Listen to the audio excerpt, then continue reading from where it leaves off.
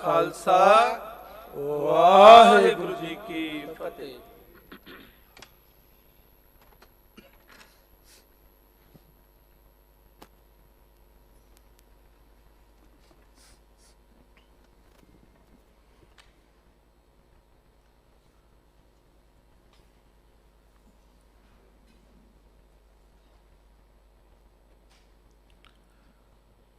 सतगुर की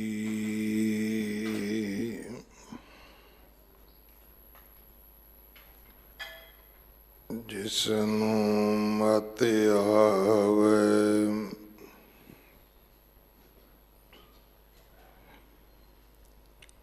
सो सतगुर माहे समाना।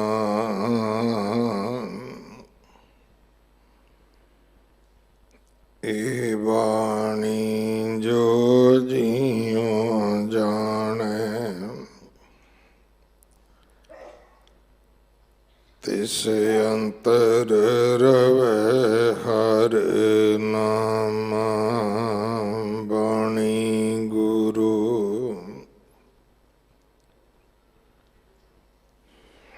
गुरु है वाणी विच बाणी अमृत सारे। गुरबाणी कहे सेवक जन मानै पर तख गुरु निस्तारे।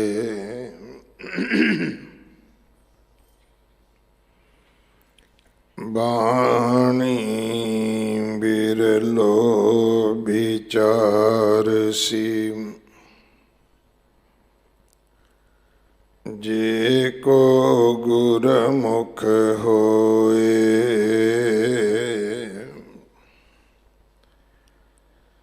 एह बाणी महापुरख की निज कर वासा होए। राग गौड़ी पूरबी महला पंजवा। एक ओंकार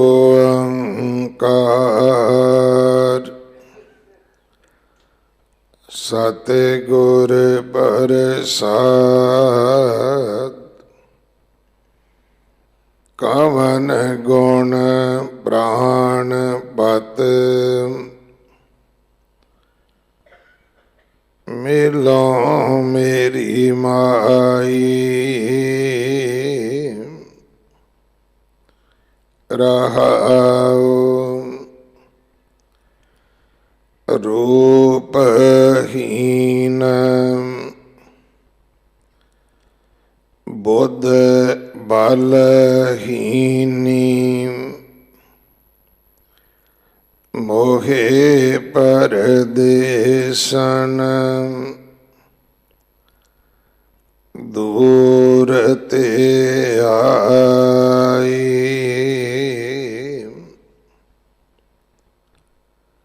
नाहिन दरब ना जोबन माती।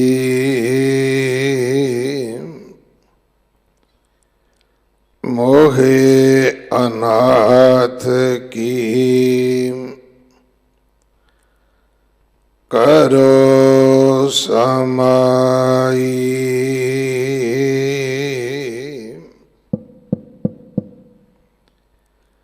खोजत खोजत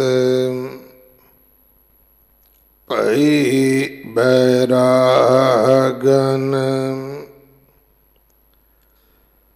प्रभ दर्शन का हाँ ਫਿਰਤ ਤੇ ਸਾਈ ਦੀਨ ਦਇਆਲ ਕਿਰਪਾਲ ਪ੍ਰਭ ਨਾਨਕ ਸਾਧ ਸੰਗ ਮੇਰੀ ਜਲਨ 부ਝਾਈ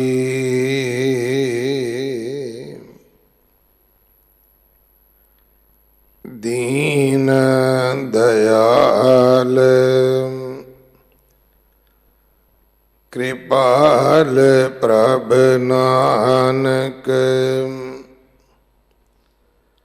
ਸਾਧ ਸੰਗ ਮੇਰੀ ਜਲਨ 부ਝਾਈ।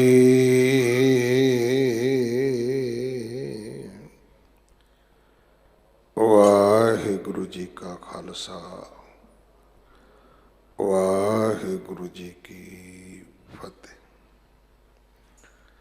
ਇਹ ਪਾਵਨ ਸ਼ਬਦ ਗੌੜੀ ਪੂਰਬੀ ਰਾਗ ਅੰਦਰ ਪੰਜਵੇਂ ਪਾਤਸ਼ਾਹ ਗੁਰੂ ਅਰਜਨ ਦੇਵ ਮਹਾਰਾਜ ਜੀ ਦੇ ਪਵਿੱਤਰ ਮੁਖ ਤੋਂ ਉਚਾਰਨ ਹੋਇਆ। 204 ਅੰਗ ਤੇ ਦਰਜ ਹੈ। ਇਸ ਸ਼ਬਦ ਦੀ ਵਿਚਾਰ ਡਾਕਟਰ ਹਰਬੰਸ ਸਿੰਘ ਜੀ ਅਲਵਰ ਵਾਲੇ ਆਪ ਜੀ ਨੂੰ ਸਰਵਣ ਕਰਵਾਉਣਗੇ। ਇੱਕ ਦਿਨ ਦਾ ਉਹਨਾਂ ਦਾ ਸਮਾਂ ਹੈ ਸਾਡੇ ਪਾਸ। ਪ੍ਰਬੰਧਕ ਸੇਵਾਦਾਰਾਂ ਵੱਲੋਂ ਧੰਨਵਾਦ। ਅੰਮ੍ਰਿਤ ਦਾ ਬਾਟਾ ਹਰ ਐਤਵਾਰ 11 ਵਜੇ ਤਿਆਰ ਹੁੰਦਾ ਹੈ ਕਿ ਸ਼ੀਸ਼ ਇਸ਼ਨਾਨ ਕਰਕੇ ਪਹੁੰਚੋ, ਗੁਰੂ ਵਾਲੇ ਬਣੋ। ਗੁਰੂ ਘਰ ਦੀ ਸੇਵਾ ਦੇ ਵਿੱਚ ਗੁਰੂ ਕੇ ਲੰਗਰਾਂ ਵਾਸਤੇ ਰਸਦ, ਕੜਾ ਪ੍ਰਸ਼ਾਦ ਦੀ ਦੇਗ ਵਾਸਤੇ ਦੇਸੀ ਘਿਓ, ਬਾਲਾ ਸਾਹਿਬ ਹਸਪੀਟਲ ਵਾਸਤੇ ਕੋਈ ਵੀ ਸੇਵਾ ਆਪ ਜੀ ਭੇਜ ਸਕਦੇ ਹੋ।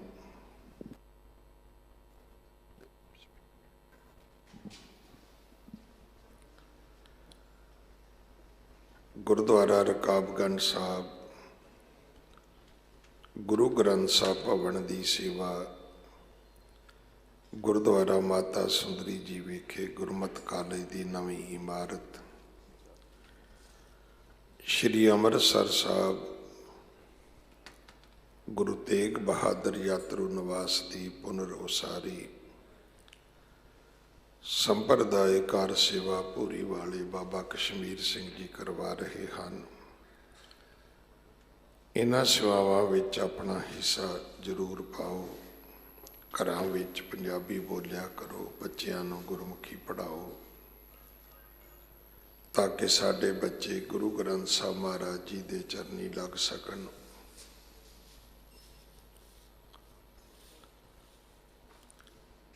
ਇਸ ਮਹੀਨੇ ਦੀ ਸੰਗਰਾਂਦ 16 ਤਰੀਕ ਨੂੰ ਹੈ। ਗੁਰੂ ਨੌਵੇਂ ਪਾਤਸ਼ਾਹ ਗੁਰੂ ਤੇਗ ਬਹਾਦਰ ਸਾਹਿਬ ਮਹਾਰਾਜ ਜੀ ਦਾ ਸ਼ਹੀਦੀ ਗੁਰਪੁਰਬ 17 ਤਰੀਕ ਨੂੰ ਹੈ। 17 ਤਰੀਕ ਨੂੰ ਹੀ ਨਗਰ ਕੀਰਤਨ ਸਜੇਗਾ।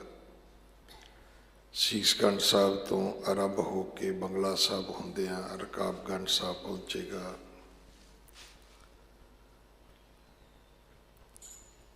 18 ਤਰੀਕ ਦੇ ਵਿਸ਼ੇਸ਼ ਸਮਾਗਮ ਗੁਰਦੁਆਰਾ ਰਕਾਬਗੰਜ ਸਾਹਿਬ ਹੋਣਗੇ। ਗੁਰੂ ਨੌਵੇਂ ਪਾਤਸ਼ਾਹ ਜੀ ਨੇ ਸ਼ਹਾਦਤ ਤੋਂ ਪਹਿਲਾਂ ਗੁਰੂ 10ਵੇਂ ਪਾਤਸ਼ਾਹ ਜੀ ਨੂੰ ਗੁਰਿਆਈ ਬਖਸ਼ੀ। ਸੋ ਗੁਰੂ ਕਲਗੀਧਰ ਪਾਤਸ਼ਾਹ ਜੀ ਦਾ ਗੁਰਤਾ ਗੱਦੀ ਨਿਸ਼ਾਨੀ ਗੁਰਪੁਰਬ 15 ਦਸੰਬਰ ਨੂੰ ਹੈ। ਸੋ ਇਹਨਾਂ ਸਾਰੇ ਹੀ ਸਮਾਗਮਾਂ ਤੇ ਆਪ ਜੀ ਜ਼ਰੂਰ ਸੇਵਾ ਕਰਕੇ ਹਾਜ਼ਰੀਆਂ ਭਰ ਕੇ ਗੁਰੂ ਕੀਆਂ ਬਖਸ਼ਿਸ਼ਾਂ ਪ੍ਰਾਪਤ ਕਰੋ। इन्हां समयां ते जो आप जी ने लंगरां दी सेवा करनी है, सारिਆਂ ਨੂੰ बेनती है कि इसनूं अद्धा कीता जाए। अद्धा खर्च आपां दाल प्रशादे ते करिए और अद्धा खर्च असीं जिहड़े गरीब सिख ने उन्हां दे बच्चियां दी पढ़ाई ते खर्च करिए। दूसरा मैं बेनती करा कि सानू लंगर दा तरीका बदलना चाहिए है। बहुत पौष्टिक भोजन गुरु नानक पातशाह ने साडी झोली विच दाल फुलका पाया सी, पर हुण तुसीं वेखोगे कि ब्रैड पकौड़े, पनीर पकौड़े, पूड़ी छोले, आलू पूड़ी, मेरा ख्याल है कि बिना फ्राई तो लंगर का ना ही नहीं हैगा, लंगर का कोई तरीका ही नहीं हैगा। वेखो एक दिन नगर कीर्तन विच गल समझ आ सकती है, जिहड़े गुरु घर भी लैके आउंदे ने वो भी समोसे लैके रोज़ आउंदे ने। भाई ये चीज़ां अपने घर बच्चों नूं खवाओ 6 महीने, फिर ब्लड टैसट कराओ, पता लग जाएगा कि तुहाडे बच्चों का कस्ट्रोल की कहंदा है ते बच्चों दी बाकी बीमारियां की कहंदियां ने। गुरु नानक दे बच्चों के प्रति आपां सुचेत होइए, जरूर सेवा करो, प्रो करो जिहड़ी खाण वास्ते सेहत वास्ते ठीक होवे। अगले समय की गुरबाणी विचार सरवण करिए। वाहिगुरू जी का खालसा, वाहिगुरू जी की फतेह।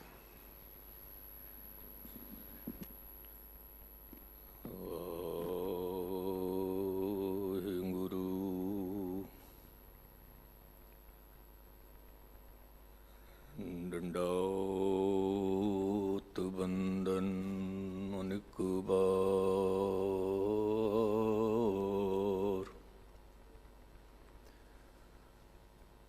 सर्व कला समृत, डोलन तेरा खो प्रभु, नानक दे करु हथ।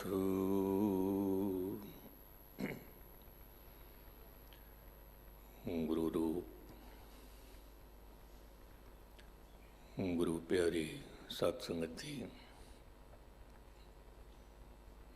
गुरु फतेह प्रवान करो। वाहिगुरु जी का खालसा, वाहिगुरु जी की फतेह। इलाही कलाम धन गुरु अर्जन देव साहब जी का आप जी ने सिंह साहब की मुबारक रसना तो श्रवण किया।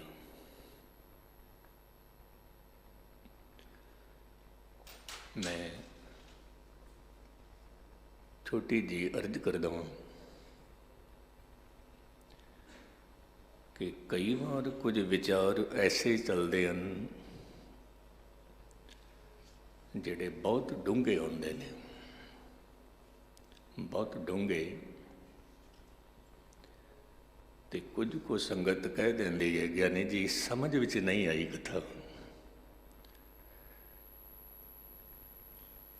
क्योंकि कई बार असी ये भी कहते सुनिया कि मशकीन जी की कथा समझ नहीं आती, लेकिन जदों जिवें जिवें साडी अवस्था बनती गई गल पकड़ विच आंदी गई। मैं अर्ज कर रहा सी, सिंह साहिब ने जो कुछ विचार अपने रखे बहुत सौखी भाषा विच, सरल भाषा विच, जिसनों समझना समझण वास्ते कोई बरीक बुद्धि नहीं चाहिए। सरल बोल, सौखे बोल, लंगर किस तरह का होवे, लोड़वंदां दी बांह फड़नी। मैनू एक छोटी जी गल याद आ गई, फिर मूल शब्द ते आना। ਧੰਨ ਬਾਬਾ ਨੰਦ ਸਿੰਘ ਮਹਾਰਾਜ ਨੂੰ ਕਿਸੇ ਨੇ ਸਵਾਲ ਕੀਤਾ, ਇਹ ਜੋ ਲਖਨਊ ਹੈ, ਇਹਦਾ ਨਾਮ ਲਖਨਊ ਕਿਉਂ ਪਿਆ ਹੈ? ਮਹਾਂਪੁਰਸ਼ਾਂ ਦੀ ਆਪਣੀ ਮੌਜ ਸੀ, ਆਪਣੀ ਧੁਨ ਸੀ। ਆਪ ਜੀ ਕਹਿਣ ਲੱਗੇ ਕਿ ਕੋਈ ਵਕਤ ਸੀ ਇੱਥੇ ਲੱਖਾਂ ਦੀ ਗਿਣਤੀ ਦੇ ਵਿੱਚ ਨਾਈ ਰਹਿੰਦੇ ਸੀ, ਨਾਈ ਰਹਿੰਦੇ ਸੀ। ਪਰ ਉਹਨਾਂ ਦੇ ਜੀਵਨ ਦੀ ਇੱਕ ਬਹੁਤ ਵੱਡੀ ਗੱਲ ਇਹ ਸੀ ਕਿ ਕੋਈ ਵੀ ਨਵਾਂ ਨਾਈ ਉਸ ਸ਼ਹਿਰ ਵਿੱਚ ਆ ਕੇ ਵਸਦਾ ਸੀ ਤਾਂ ਹਰ ਇੱਕ ਨਾਈ ਉਸ ਨੂੰ 1-1 ਰੁਪਈਆ ਦਿੰਦਾ ਸੀ। ਹੁਣ ਜੇ ਕਿਧਰੇ 100-1 ਲੱਖ ਘਰ ਹੋਣ ਤੇ 1-1 ਰੁਪਇਆ ਕੋਈ ਦਵੇ ਤੇ ਕਿਤਨੇ ਹੋ ਗਏ? 1 ਲੱਖ ਉਸ ਜ਼ਮਾਨੇ ਦੇ। 1-1 ਰੁਪਈਆ ਦੇਣਾ ਤੇ 1-1 ਇੱਟ ਦੇਣੀ। ਹੁਣ 1 ਲੱਖ ਇੱਟਾਂ ਵੀ ਹੋ ਗਈਆਂ, ਤੇਰਾ ਮਕਾਨ ਵੀ ਬਣ ਜਾਵੇ, ਤੇਰਾ ਕਾਰੋਬਾਰ ਵੀ ਚੱਲ ਪਵੇ। ਇਹ ਹਰ ਇੱਕ ਗੁਰਸਿੱਖ ਦਾ ਫਰਜ਼ ਹੈ ਲੋੜਵੰਦ ਦੀ ਬਾਂਹ ਫੜਨੀ, ਹਰ ਇੱਕ ਗੁਰਸਿੱਖ ਦਾ। ਇਹ ਸਭ ਤੋਂ ਵੱਡੀ ਬੰਦਗੀ ਹੈ, ਸਭ ਤੋਂ ਵੱਡੀ। ਕਿਸੇ ਮੁਲਕ ਦੇ ਵਿੱਚ ਇੱਕ ਫਿਲਮ ਬਣੀ 2007 ਵਿੱਚ। ਫਿਲਮ ਦਾ ਨਾਮ ਸੀ ਖੁਦਾ ਕੇ ਲੀਏ। ਥੋੜੀ ਜਿਹੀ ਮੈਂ ਦੇਖੀ, ਇੱਕ ਮੌਲਵੀ ਤੋਂ ਕੋਈ ਮਦਦ ਲੈਣ ਵਾਸਤੇ ਆਉਂਦਾ ਹੈ ਤੇ ਮੌਲਵੀ ਕੀ ਕਹਿੰਦਾ ਹੈ ਕਿ ਹੁਣ ਤਾਂ ਮੇਰੀ ਨਮਾਜ਼ ਦਾ ਵਕਤ ਹੋ ਗਿਆ ਹੈ, ਮੇਰੇ ਕੋਲ ਵਕਤ ਨਹੀਂ ਹੈ, ਮੈਂ ਤੇਰੇ ਨਾਲ ਗੱਲ ਕਰਾਂ, ਤੇਰੀ ਮਦਦ ਕਰਾਂ, ਮੇਰੇ ਕੋਲ ਵਕਤ ਨਹੀਂ ਹੈ। ਮਨੁੱਖ ਬੜਾ ਹੈਰਾਨ ਹੋ ਗਿਆ, ਕਹਿਣ ਲੱਗੇ ਮੌਲਵੀ ਸਾਹਿਬ ਜੇ ਕਿਧਰੇ ਗੁੱਸਾ ਨਾ ਕਰੋ ਤਾਂ ਮੈਂ ਇੱਕ ਗੱਲ ਆਖਾਂ। ਕਹਿਣ ਲੱਗੇ ਹਾਂਜੀ। ਕਹਿਣ ਲੱਗੇ ਤੁਸੀਂ ਕਸਰਤ ਹੀ ਤਾਂ ਕਰਨੀ ਹੈ, ਬਾਅਦ ਵਿੱਚ ਕਰ ਲੈਣਾ, ਪਰ ਥੋੜ੍ਹੀ ਜਿਹੀ ਮੇਰੀ ਮਦਦ ਕਰ ਦੇਵੋ। ਕਸਰਤ ਹੀ ਤਾਂ ਕਰਨੀ ਹੈ, ਤੁਸੀਂ ਬਾਅਦ ਵਿੱਚ ਕਰ ਲੈਣਾ। ਮੌਲਵੀ ਬੜਾ ਹੈਰਾਨ ਹੋਇਆ, ਹੈਰਾਨ ਹੋ ਕੇ ਕਹਿੰਦਾ ਹੈ ਤੂੰ ਨਮਾਜ਼ ਨੂੰ ਕਸਰਤ ਕਹਿੰਦਾ ਪਿਆ ਹੈ? ਜਾਂ ਤਾਂ ਫਿਰ ਤੂੰ ਮੰਜ਼ਿਲੇ ਮਕਸੂਦ 'ਤੇ ਪਹੁੰਚਿਆ ਹੋਇਆ ਹੈ, ਜਾਂ ਫਿਰ ਤੈਨੂੰ ਨਮਾਜ਼ ਦੀ ਖਬਰ ਹੀ ਨਹੀਂ ਹੈ। ਜਾਂ ਤਾਂ ਤੂੰ ਪਹੁੰਚਿਆ ਹੋਇਆ ਹੈ, ਜਾਂ ਫਿਰ ਤੈਨੂੰ ਨਮਾਜ਼ ਦੀ ਖਬਰ ਹੀ ਨਹੀਂ। ਤੇ ਉਹ ਲੋੜਵੰਦ ਜੋ ਸੀ ਉਹ ਕੀ ਕਹਿੰਦਾ ਹੈ? ਕਹਿੰਦਾ ਜਦੋਂ ਮੈਂ ਖੁਦਾ ਦੇ ਦਰ 'ਤੇ ਜਾਵਾਂਗਾ, ਮੈਂ ਖੁਦਾ ਨੂੰ ਕਹਾਂਗਾ ਮੌਲਵੀ ਕੋਲ ਇਬਾਦਤ ਕਰਨ ਦਾ ਵਕਤ ਸੀ, ਪਰ ਕਿਸੇ ਮਜ਼ਲੂਮ ਦੀ ਬਾਂਹ ਫੜਨ ਦਾ ਵਕਤ ਨਹੀਂ ਸੀ ਇਹਦੇ ਕੋਲ। ਦੂਜੀ ਗੱਲ ਹੈ, ਇਹ ਜੋ ਨਮਾਜ਼ ਹੈ ਜੇ ਦਿਲ ਦੇ ਵਿੱਚ ਨਹੀਂ ਵਸੀ ਤਾਂ ਫਿਰ ਕਸਰਤ ਤੋਂ ਸਿਵਾਏ ਕੁਛ ਵੀ ਨਹੀਂ ਹੈ, ਕੁਛ ਵੀ ਨਹੀਂ। ਹਕੀਕਤ ਹੈ। ਪੱਛਮ ਦੀ ਇੱਕ ਸੂਫੀ ਫਕੀਰਨ ਹੋਈ ਰਾਬੀਆ, ਜਦੋਂ ਉਹ ਕੁਰਾਨ ਦੀ ਤਲਾਵਤ ਕਰਦੀ ਸੀ, ਇਤਨੀ ਮਿੱਠੀ ਸੁਰੀਲੀ ਆਵਾਜ਼ ਵਿੱਚ ਲੋਕ ਖੜ ਜਾਂਦੇ ਸੀ। ਇਤਨੇ ਸੋਹਣੇ ਢੰਗ ਨਾਲ, ਮਿੱਠੀ ਆਵਾਜ਼ ਨਾਲ ਕੁਰਾਨ ਦੀ ਤਲਾਵਤ ਕਰਨੀ ਕਿ ਕੁਰਾਨ ਜਪਦੀਆਂ ਜਪਦੀਆਂ ਉਹ ਖੁਦ ਵੀ ਕੁਰਾਨ ਹੋ ਜਾਂਦੀ ਸੀ। ਮੁਕਤਸਰ ਮੈਂ ਅਰਜ਼ ਕਰਾਂ, ਜਪਜੀ ਸਾਹਿਬ ਪੜ੍ਹਨੀ ਹੋਵੇ ਤਾਂ ਇਤਨੇ ਪ੍ਰੇਮ ਦੇ ਨਾਲ ਕਿ ਜਪਜੀ ਪੜ੍ਹਦਿਆਂ ਪੜ੍ਹਦਿਆਂ ਸਾਡਾ ਜੀਵਨ ਜਪਜੀ ਹੋ ਜਾਵੇ। ਗੀਤਾ ਜਪਦਿਆਂ ਜਪਦਿਆਂ ਸਾਡਾ ਜੀਵਨ ਗੀਤਾ ਹੋ ਜਾਵੇ। ਸੁਖਮਨੀ ਸਾਹਿਬ ਦਾ ਜਾਪ ਕਰਦਿਆਂ ਕਰਦਿਆਂ ਸਾਡਾ ਜੀਵਨ ਸੁਖਮਨੀ ਹੋ ਜਾਵੇ। ਜੀਵਨ ਸੁਖਮਨੀ। ਅੱਜ ਦਾ ਜੋ ਮੂਲ ਸ਼ਬਦ ਹੈ ਧੰਨ ਗੁਰੂ ਅਰਜਨ ਦੇਵ ਸਾਹਿਬ ਦਾ, ਮਿਸ਼ਰਿਤ ਰਾਗ ਨੇ ਗੌੜੀ ਪੂਰਬੀ। ਪ੍ਰਥਮ ਮੰਗਲਾ ਚਰਨ ਹੈ ਇੱਕ ਓੰਕਾਰ ਸਤਿਗੁਰੂ ਪ੍ਰਸਾਦ। ਇਹਨੂੰ ਥੋੜ੍ਹਾ ਜਿਹਾ ਧਿਆਨ ਦੇ ਨਾਲ ਸੁਣਨਾ। ਧੰਨ ਗੁਰੂ ਨਾਨਕ ਸਾਹਿਬ ਮਹਾਰਾਜ ਦੇ ਆਉਣ ਤੋਂ ਪਹਿਲਾਂ ਇੱਕ ਧਾਰਨਾ ਚੱਲਦੀ ਆ ਰਹੀ ਸੀ। ਧਾਰਨਾ, ਔਰ ਉਹ ਧਾਰਨਾ ਸੀ ਇਹ ਜੋ ਓਮ ਸ਼ਬਦ ਹੈ। ਇਹ ਓਮ ਸ਼ਬਦ ਦੇ ਵਿੱਚ 3 ਅੱਖਰ ਹਨ। 3 ਅੱਖਰ। 3 ਅੱਖਰ ਕੀ ਕੁਝ ਕਹਿੰਦੇ ਪਏ ਨੇ ਕਿ ਓਮ ਦੇ ਵਿੱਚ ਜਿਹੜੇ 3 ਅੱਖਰ ਹਨ, ਅਕਾਰ, ਉਕਾਰ, ਮਕਾਰ, ਇਹ 3 ਅੱਖਰ ਨੇ। ਆਕਾਰ ਤੋਂ ਮੁਰਾਦ ਹੈ ਸਾਰੀ ਸ੍ਰਿਸ਼ਟੀ ਨੂੰ ਬਣਾਉਣ ਵਾਲਾ। ਉਕਾਰ ਤੋਂ ਮੁਰਾਦ ਹੈ ਸਾਰੀ ਸ੍ਰਿਸ਼ਟੀ ਨੂੰ ਉਪਜੀਵਿਕਾ ਦੇਣ ਵਾਲਾ। ਔਰ ਮਕਾਰ ਤੋਂ ਮੁਰਾਦ ਹੈ ਸਾਰੀ ਸ੍ਰਿਸ਼ਟੀ ਨੂੰ ਮਿਟਾਉਣ ਵਾਲਾ। ਮਿਟਾਉਣ ਵਾਲਾ। ਤਾਂ ਸਨਾਤਨ ਧਰਮ ਦੇ ਵਿੱਚ ਇਹ ਧਾਰਨਾ ਹੈ ਕਿ ਸ੍ਰਿਸ਼ਟੀ ਨੂੰ ਬਣਾਉਣ ਵਾਲਾ ਕੋਈ ਹੋਰ ਹੈ, ਜੋ ਕਿ ਬ੍ਰਹਮਾ ਵੱਲ ਇਸ਼ਾਰਾ ਕਰਦੇ ਨੇ। ਸ੍ਰਿਸ਼ਟੀ ਨੂੰ ਰਿਜ਼ਕ ਦੇਣ ਵਾਲਾ ਕੋਈ ਹੋਰ ਹੈ, ਵਿਸ਼ਨੂੰ ਜੀ ਮਹਾਰਾਜ ਵੱਲ ਇਸ਼ਾਰਾ। ਔਰ ਸ੍ਰਿਸ਼ਟੀ ਨੂੰ ਮਿਟਾਉਣ ਵਾਲੀ ਸ਼ਕਤੀ ਕੋਈ ਹੋਰ ਹੈ, ਸ਼ਿਵ ਜੀ ਮਹਾਰਾਜ ਵੱਲ ਇਸ਼ਾਰਾ। ਅੱਜ ਵੀ ਇਹ ਧਾਰਨਾ ਮੌਜੂਦ ਹੈ ਸਨਾਤਨ ਧਰਮ ਵਿੱਚ। ਗੁਰੂ ਨਾਨਕ ਸਾਹਿਬ ਮਹਾਰਾਜ ਕਹਿਣ ਲੱਗੇ, ਮੈਂ ਇਸ ਗੱਲ ਨੂੰ ਕਬੂਲ ਨਹੀਂ ਕਰਦਾ, ਨਹੀਂ ਕਰਦਾ। ਕਿਉਂਕਿ ਇਹ 3 ਸ਼ਕਤੀਆਂ ਕਿਉਂ ਹਨ, ਕਾਰਨ ਕੀ ਹੈ? ਤਾਂ ਗੁਰੂ ਨਾਨਕ ਸਾਹਿਬ ਦੇ ਸਾਹਮਣੇ ਇੱਕ ਗੱਲ ਕੀ ਰੱਖੀ ਕਿ ਜਿਹੜੀ ਮਾਂ ਜਨਮ ਦੇ ਸਕਦੀ ਹੈ, ਉਹ ਮਾਂ ਆਪਣੇ ਬੱਚੇ ਨੂੰ ਮਾਰ ਨਹੀਂ ਸਕਦੀ। ਫਿਰ ਜਿਸ ਨੇ ਬੱਚੇ ਨੂੰ ਮਾਰਨਾ ਹੋਵੇਗਾ, ਉਹਨੇ ਫਿਰ ਰਿਜ਼ਕ ਕਿਉਂ ਦੇਣਾ ਹੈ, ਰੋਜੀ ਕਿਉਂ ਦੇਣੀ ਹੈ? ਜਿਸ ਨੇ ਮਾਰਨਾ ਹੋਵੇਗਾ। ਇਸ ਕਰਕੇ ਜਨਮ ਦੇਣ ਵਾਲਾ ਕੋਈ ਹੋਰ ਹੈ, ਰੋਜੀ ਦੇਣ ਵਾਲਾ ਕੋਈ ਹੋਰ ਹੈ, ਔਰ ਮਿਟਾਉਣ ਵਾਲਾ ਕੋਈ ਹੋਰ ਹੈ। ਤਿੰਨੋਂ ਵੱਖਰੇ ਵੱਖਰੇ ਨੇ, ਵੱਖਰੇ ਵੱਖਰੇ।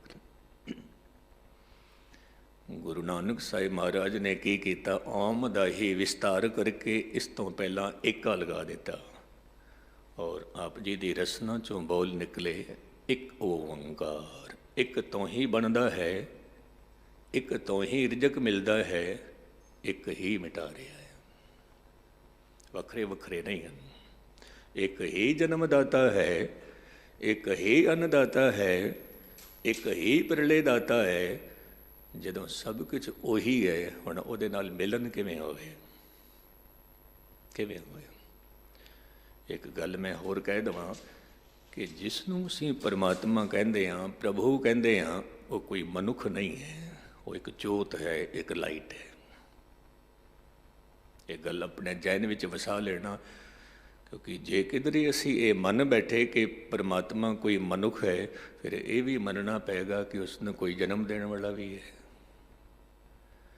ਫਿਰ ਜਿਹਦਾ ਜਨਮ ਹੋਇਆ ਤੇ ਫਿਰ ਇਹ ਵੀ ਮੰਨਣਾ ਪਏਗਾ ਕਿ ਫਿਰ ਉਹਦਾ ਮਰਨ ਵੀ ਹੋਵੇਗਾ। ਇਸ ਕਰਕੇ ਪਰਮਾਤਮਾ ਇੱਕ ਜੋਤ ਹੈ, ਔਰ ਉਹ ਜੋਤ ਕਣ ਕਣ ਵਿੱਚ ਮੌਜੂਦ ਹੈ, ਹਰ ਥਾਂ 'ਤੇ ਮੌਜੂਦ ਹੈ। ਉਹ ਜੋਤ ਆਪ ਜੀ ਦੇ ਵਿੱਚ ਵੀ ਮੌਜੂਦ ਹੈ, ਸਾਰਿਆਂ ਦੇ ਵਿੱਚ ਮੌਜੂਦ ਹੈ। ਅੱਜ ਬੇਸ਼ੱਕ ਆਪ ਜੀ ਇਸ ਗੱਲ ਨੂੰ ਨਾ ਕਬੂਲੋ, ਜਦੋਂ ਮਨੁੱਖ ਦੀ ਅਵਸਥਾ ਬਣਦੀ ਹੈ, ਉਦੋਂ ਉਸ ਨੂੰ ਖਬਰ ਮਿਲਦੀ ਹੈ ਕਿ ਤੂੰ ਖੁਦ ਹੀ ਖੁਦਾ ਹੈ, ਖੁਦ ਹੀ ਖੁਦਾ ਹੈ। तो वो जो एक है ओंकार स्वरूप है, मिलेगा किवें? हो सतगुरु प्रसाद। सतगुरु की किरपा नाल मिलेगा, रहमत नाल मिलेगा। हुण एक गल चेते रखना, जो जोत रूप है वो परमात्मा है। जोत रूप विच परमात्मा है और शब्द रूप विच गुरु है। ते गुरु विच ते परमात्मा विच कोई भेद नहीं है। जोत रूप विच जो परमात्मा है वही शब्द रूप विच गुरु है, जो शब्द रूप विच गुरु है वही जोत रूप विच परमात्मा है, वही परमात्मा। पर ਉਹਦੇ ਨਾਲ ਮਿਲਨ ਕਿਸ ਤਰ੍ਹਾਂ ਹੋਵੇ? ਕਹਿੰਦੇ ਨੇ ਗੁਰ ਪ੍ਰਸਾਦ। ये दो शब्द थोड़े जी समझ लेना, प्रसाद और प्रयास। ये दो शब्द, प्रसाद कहते ने किरपा नूं। धन इकट्ठा हो सकता है प्रयास नाल, लेकिन जीवन दे विच धर्म पैदा हो सकता है प्रसाद नाल, किरपा नाल।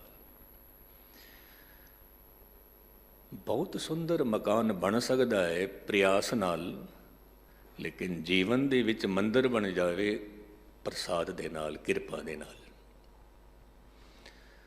बहुत सारे पदार्थ इकट्ठे हो सकते ने प्रयास नाल, लेकिन परमात्मा दे नाल मिलन हुंदा है प्रसाद नाल, किरपा नाल।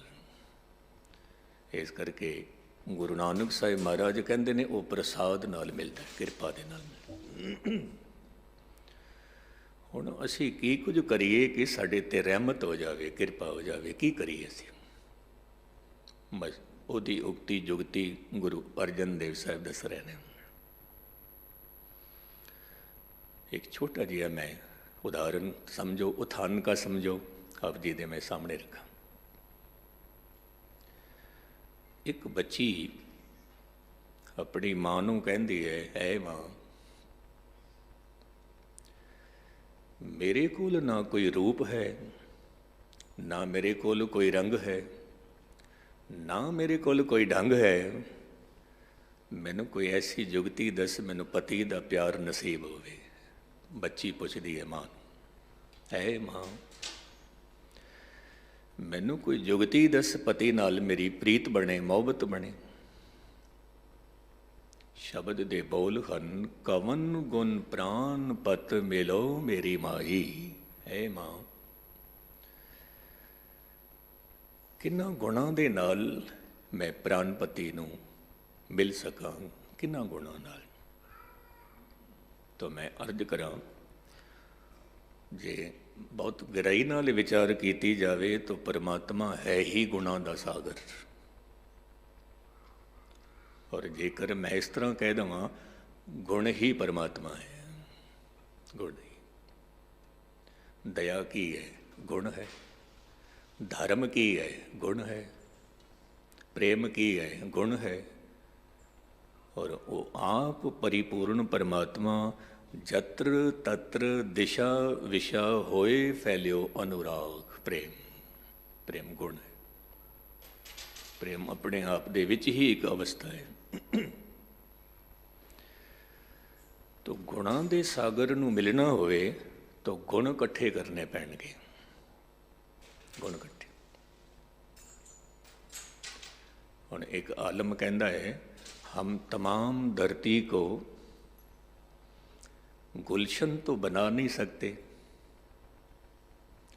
बस जहाँ से गुजरते हैं खार ही चुन लेते हैं। असीं तुरी जा रहे हाँ, राह दे विच पत्थर दा टुकड़ा पिया है, कंडा पिया है, कहंदा मैं ਉਹਨੂੰ ही उठा के एक पासे रख देना, ये भी बंदगी है, ये भी भगती है।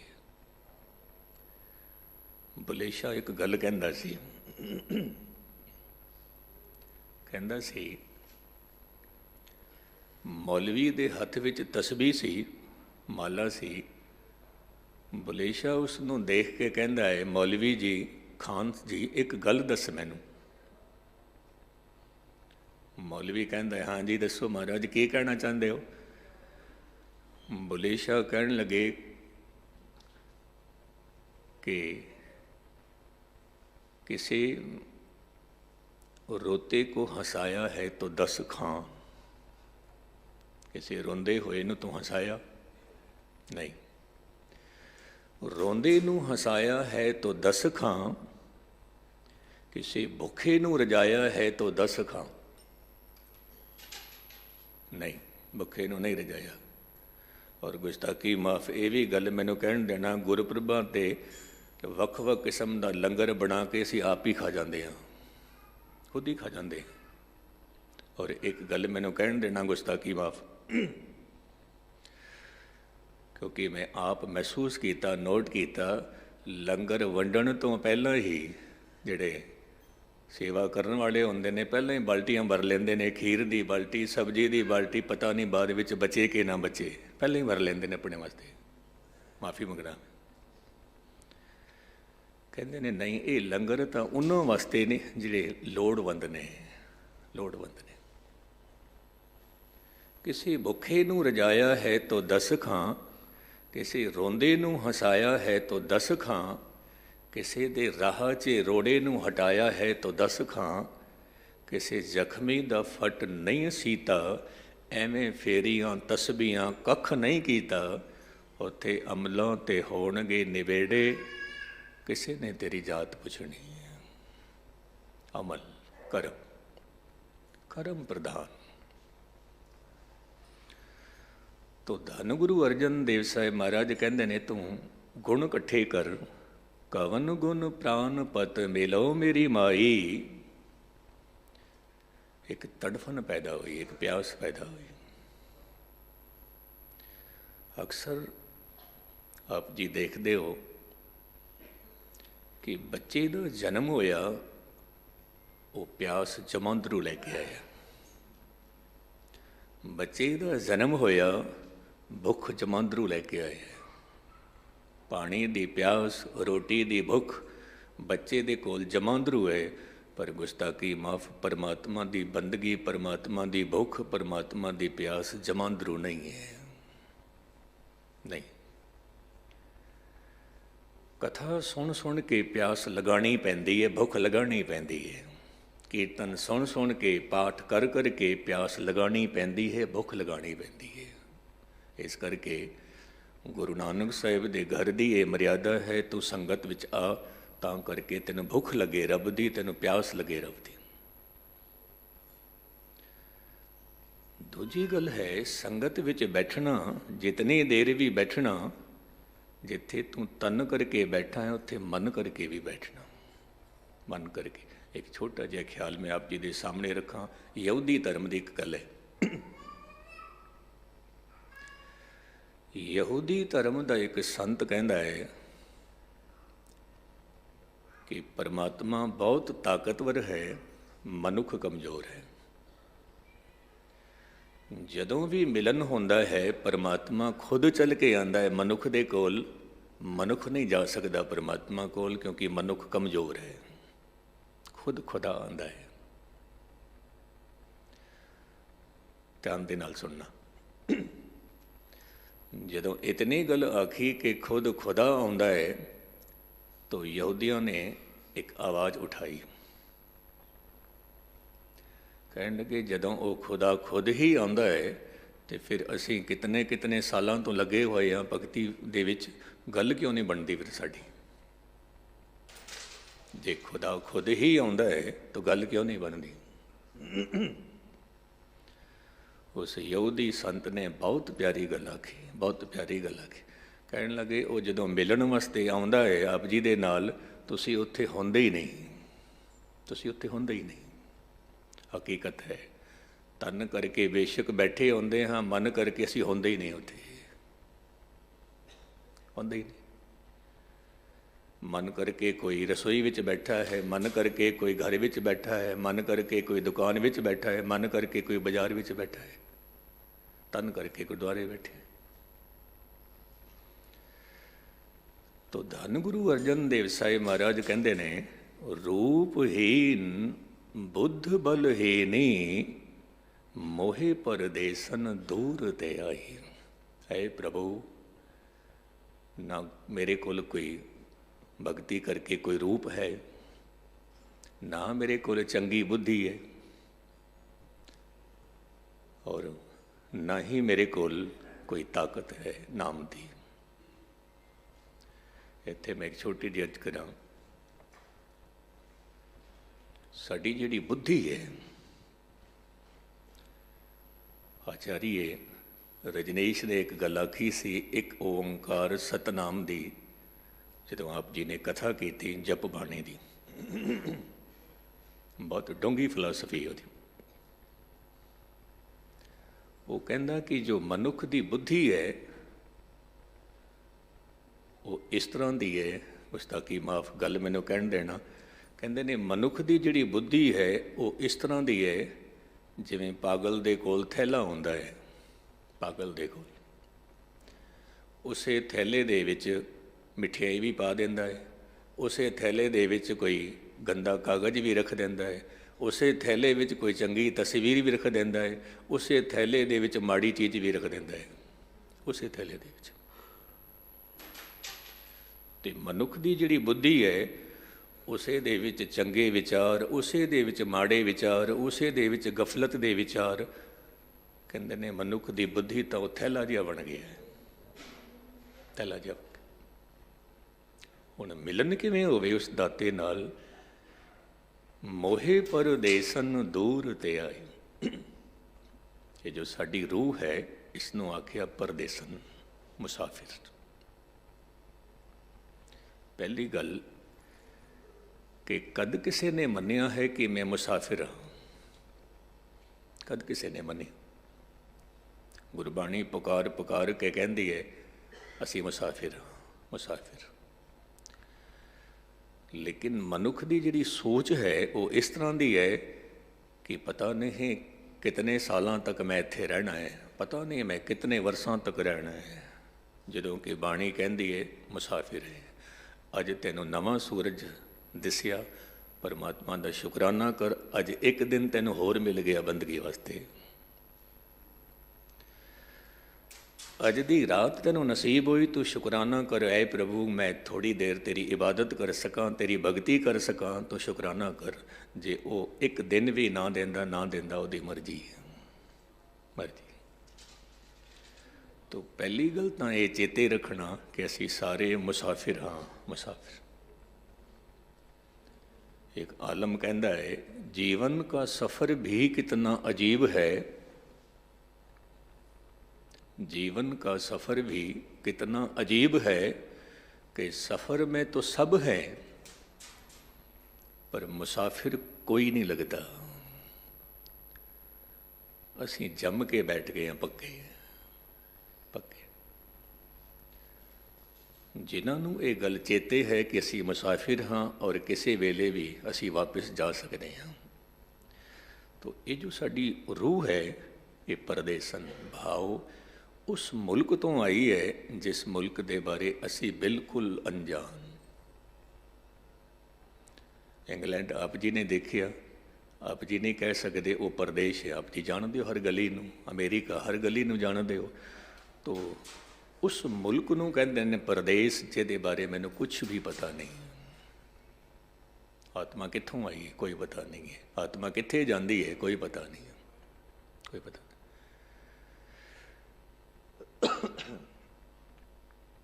ਇੱਥੇ ਮੈਨੂੰ ਇੱਕ ਛੋਟੀ ਜਿਹੀ ਗੱਲ ਚੇਤੇ ਆ ਗਈ। ਜਿਬਰਾਨ ਹੋਇਆ ਇੱਕ ਬਹੁਤ ਪਿਆਰੀ ਗਾਥਾ ਜਿਬਰਾਨ ਦੀ, ਆਪ ਜੀ ਦੇ ਮੈਂ ਸਾਹਮਣੇ ਰੱਖਾਂ।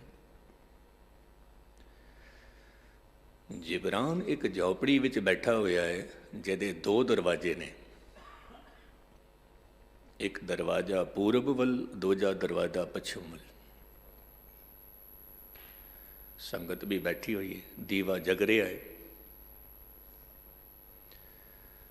ਸੰਗਤ ਕਹਿੰਦੀ ਹੈ ਜਿਬਰਾਨ ਨੂੰ ਕੋਈ ਰੱਬ ਦੀ ਗੱਲ ਸੁਣਾਓ। ਜਿਬਰਾਨ ਕਹਿੰਦਾ ਠੀਕ ਹੈ। ਹਾਲੇ ਗੱਲ ਆਰੰਭ ਹੀ ਕਰਦਾ ਹੈ, ਸ਼ੁਰੂਆਤ ਹੀ ਕਰਦਾ ਹੈ। ਰਾਤ ਦਾ ਵਕਤ ਹੈ ਅਤੇ ਬਾਹਰੋਂ ਇੱਕ ਪੰਛੀ ਆਉਂਦਾ ਹੈ ਔਰ ਝੌਂਪੜੀ ਵਿੱਚ ਫੜਫੜਾਉਂਦਾ ਹੈ ਅਤੇ ਦੂਜੇ ਦਰਵਾਜ਼ੇ ਤੋਂ ਨਿਕਲ ਜਾਂਦਾ ਹੈ, ਨਿਕਲ ਜਾਂਦਾ। ਜਿਬਰਾਨ ਖਾਮੋਸ਼ ਹੋ ਗਿਆ ਅਤੇ ਕਹਿਣ ਲੱਗੇ, ਸੰਗਤਾਂ ਨੂੰ ਕਹਿਣ ਲੱਗੇ ਕੁਝ ਦੇਖਿਆ? ਹਾਂ ਮਹਾਰਾਜ ਦੇਖਿਆ। ਕੀ ਦੇਖਿਆ? ਸੰਗਤ ਕਹਿਣ ਲੱਗੀ ਮਹਾਰਾਜ ਅੰਧਕਾਰ ਤੋਂ ਇੱਕ ਪੰਛੀ ਆਇਆ, ਪ੍ਰਕਾਸ਼ ਵਿੱਚ ਫੜਫੜਾਇਆ, ਫਿਰ ਅੰਧਕਾਰ ਵਿੱਚ ਨਿਕਲ ਗਿਆ, ਨਿਕਲ ਗਿਆ। ਜਿਬਰਾਨ ਕਹਿੰਦਾ ਪੰਛੀ ਦਾ ਨਾਮ ਕੀ ਸੀ? ਕਿਸੇ ਨੇ ਨਾਮ ਦੱਸਿਆ, ਕਿਸੇ ਨੇ ਨਹੀਂ ਦੱਸਿਆ। ਕਹਿਣ ਲੱਗੇ ਮੇਰੀ ਨਿਗਾਹ ਨਹੀਂ ਗਈ ਸੀ ਪੰਛੀ ਕਿਸ ਤਰ੍ਹਾਂ ਦਾ ਸੀ, ਪਰ ਮੈਂ ਦੇਖਿਆ ਜ਼ਰੂਰ। ਜਿਬਰਾਨ ਕਹਿੰਦਾ ਹੈ ਕਿ ਸਾਡਾ ਜੋ ਸਰੀਰ ਹੈ ਇੱਕ ਝੌਂਪੜੀ ਹੈ, ਔਰ ਇਸ ਝੌਂਪੜੀ ਦੇ ਵਿੱਚ ਜੋ ਜਿੰਦ ਜਾਨ ਹੈ ਫੜਫੜਾ ਰਹੀ ਹੈ, ਇਹ ਪਤਾ ਨਹੀਂ ਕਿੱਥੋਂ ਆਈ ਹੈ, ਕਿਸੇ ਨੂੰ ਵੀ ਪਤਾ ਨਹੀਂ ਹੈ। ਔਰ ਸਾਡੇ ਸਰੀਰ ਤੋਂ ਇਹ ਜਿੰਦ ਜਾਨ ਨਿਕਲ ਕੇ ਫਿਰ ਕਿੱਥੇ ਜਾਏਗੀ, ਕਿਸੇ ਨੂੰ ਵੀ ਪਤਾ ਨਹੀਂ ਹੈ। ਲੇਕਿਨ ਜਦੋਂ ਤੱਕ ਇਹ ਜਿੰਦ ਆਤਮਾ ਸਾਡੇ ਸਰੀਰ ਵਿੱਚ ਫੜਫੜਾ ਰਹੀ ਹੈ, ਉਦੋਂ ਤੱਕ ਇਸ ਨੂੰ ਦੇਖ ਲਵੋ, ਇਸ ਨੂੰ ਸਮਝ ਲਵੋ ਇਹ ਕੀ ਹੈ। ਬਸ ਇਤਨੀ ਜੀ ਗੱਲ ਹੈ। ਜਿਸ ਦਿਨ ਸਮਝ ਆ ਗਈ, ਉਸ ਦਿਨ ਆਪ ਜੀ ਦੀ ਰਸਨਾ ਚੋਂ ਵੀ ਬੋਲ ਨਿਕਲਣਗੇ, ਕਹੋ ਕਬੀਰ ਇਹ ਰਾਮ ਕੀ ਅੰਸ਼। ਤੁਸੀਂ ਖੁਦ ਹੀ ਖੁਦਾ ਹੋ। ਉੱਥੇ ਤੱਕ ਪਹੁੰਚਣ ਵਾਸਤੇ ਇੱਕ ਗੱਲ ਕਬੂਲ ਕਰਨੀ ਪੈ ਗਈ। ਕਿਹੜੀ? ਨਾ ਹਿਨ ਦਰਬ ਨਾ ਜੋਬਨ ਮਾਤੀ, ਮੋਹੇ ਅਨਾਥ ਕੀ ਕਰੋ ਸਮਾਈ। ਐ ਪ੍ਰਭੂ, ਐ ਖੁਦਾ, ਐ ਪਰਵਦਗਾਰ, ਨਾ ਤਾਂ ਮੇਰੇ ਕੋਲ ਨਾਮ ਰੂਪੀ ਧਨ ਹੈ, ਨਹੀਂ, ਔਰ ਨਾ ਹੀ ਮੇਰੇ ਕੋਲ ਨਾਮ ਜਪ ਜਪ ਕੇ ਜੋ ਖਿੜਾਓ ਪੈਦਾ ਹੁੰਦਾ ਹੈ, ਜੋ ਜਵਾਨੀ ਆਉਂਦੀ ਹੈ, ਕਹਿੰਦੇ ਨੇ ਮੇਰੇ ਕੋਲ ਉਹ ਵੀ ਨਹੀਂ ਹੈ। ਮੈਂ ਅਨਾਥ, ਮੇਰੇ ਕੋਈ ਸਾਥੀ ਨਹੀਂ ਹੈ, ਕੋਈ ਸਾਥੀ। ਜਦੋਂ ਮਨੁੱਖ ਕਹਿ ਦਿੰਦਾ ਹੈ ਮੈਂ ਅਨਾਥ ਹਾਂ, ਕਹਿੰਦੇ ਨੇ ਗੱਲ ਉਦੋਂ ਬਣਦੀ ਹੈ ਜਦੋਂ ਮਨੁੱਖ ਨੂੰ ਰੋਗ ਲੱਗਦਾ ਹੈ। ਤੇ ਸਭ ਤੋਂ ਪਹਿਲਾਂ ਕੀ ਕਰਦਾ ਹੈ? ਆਪ ਜੀ ਦਾ ਵੀ ਅਨੁਭਵ ਹੈ, ਮੇਰਾ ਵੀ ਅਨੁਭਵ ਹੈ। ਜਦੋਂ ਮਨੁੱਖ ਨੂੰ ਰੋਗ ਲੱਗਦਾ ਹੈ ਤਾਂ ਸੋਚਦਾ ਹੈ ਹੋਮਿਓਪੈਥਿਕ ਦੀ ਦਵਾਈ ਲਵਾਂ। ਹੋਮਿਓਪੈਥਿਕ ਗੱਲ ਨਹੀਂ ਬਣੀ ਉਹਦੇ ਨਾਲ, ਫਿਰ ਆਯੁਰਵੇਦ, ਉਹਦੇ ਨਾਲ ਵੀ ਗੱਲ ਨਹੀਂ ਬਣੀ, ਫਿਰ ਨੈਚੁਰੋਪੈਥੀ, ਉਹਦੇ ਨਾਲ ਵੀ ਗੱਲ ਨਹੀਂ ਬਣੀ, ਫਿਰ ਐਲੋਪੈਥੀ, ਉਹਦੇ ਨਾਲ ਵੀ ਗੱਲ ਨਹੀਂ ਬਣੀ। ਫਿਰ ਮਨੁੱਖ ਕੀ ਕਰਦਾ ਹੈ? ਫਿਰ ਕਹਿੰਦਾ ਐ ਪਰਵਦਗਾਰ, ਹੁਣ ਤੂੰ ਹੀ ਕਿਰਪਾ ਕਰ, ਹੁਣ ਤੂੰ ਹੀ ਰਹਿਮਤ ਕਰ। ਜਦੋਂ ਸਾਰੀਆਂ ਪੈਥੀਆਂ ਖਤਮ ਹੋ ਗਈਆਂ, ਫਿਰ ਰੱਬ ਨੂੰ ਕਹਿੰਦਾ ਤੂੰ ਕਿਰਪਾ ਕਰ।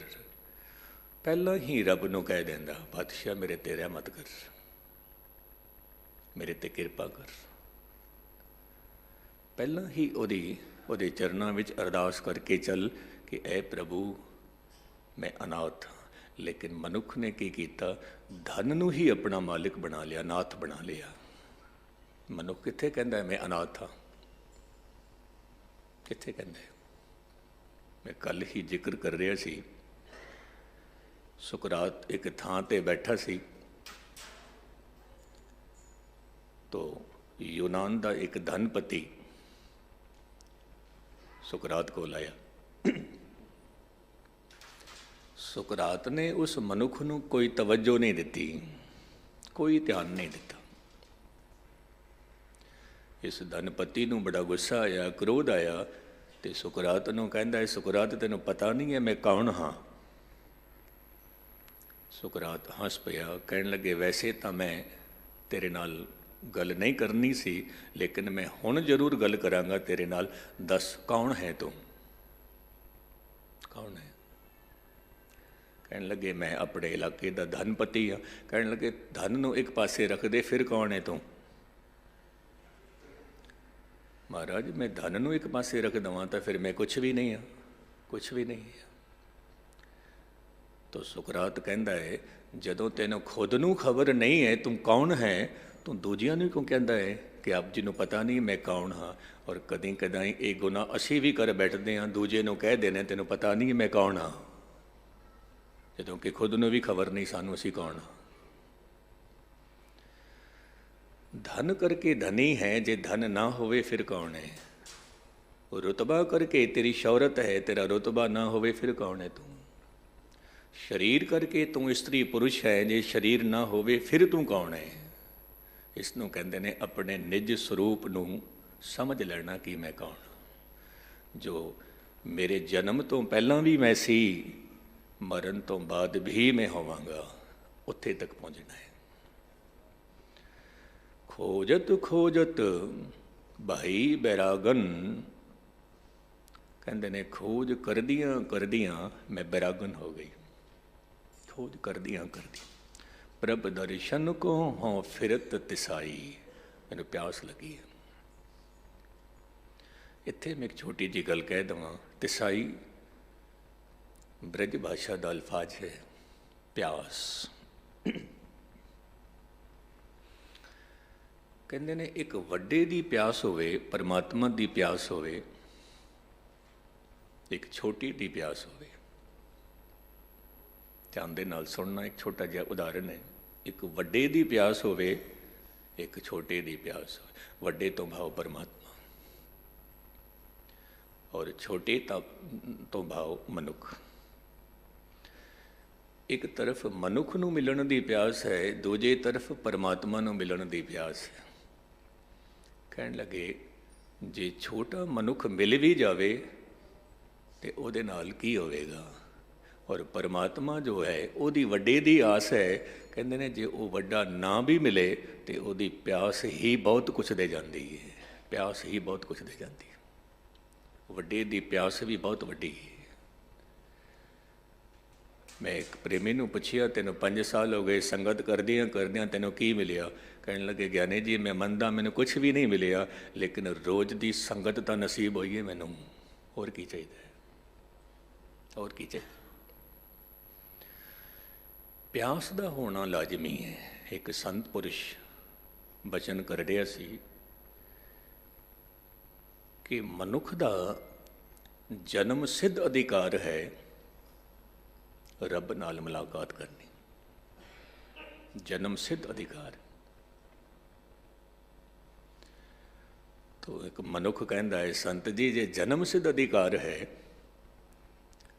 ਤਾਂ ਫਿਰ ਮਿਲਦੇ ਕਿਉਂ ਨਹੀਂ ਪਰਮਾਤਮਾ? ਸਾਡਾ ਅਧਿਕਾਰ ਹੈ ਰੱਬ ਨੂੰ ਮਿਲਣ ਦਾ, ਮਿਲਦੇ ਕਿਉਂ ਨਹੀਂ?